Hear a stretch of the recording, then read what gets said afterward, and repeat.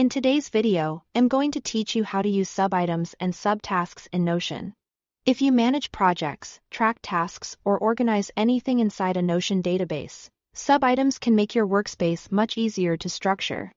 They let you break a larger task into smaller parts, so instead of keeping everything in one long list, you can create a clear parent and child relationship between items. This is especially useful for project planning, content workflows, and task management.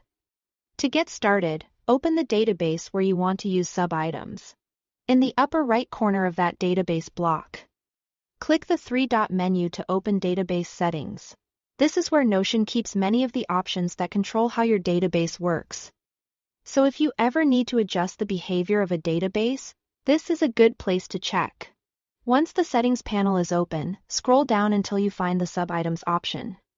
Click on it, then choose Turn on Subitems. This enables the feature for that database and prepares it to support a hierarchy of main items and nested items. In other words, you'll be able to create larger tasks with smaller tasks underneath them. After that, Notion will ask you to name the relation properties connected to this feature. You can keep the default names if they already make sense for your workflow, or you can customize them to match how you organize your information. For example, you might use names like Parent Project and Subtask if you are managing projects or something else that fits your setup better. Once you've decided, click Create to confirm. Now that the feature is enabled, you can start adding subtasks. In a table view or a timeline view, hover over any row in the database.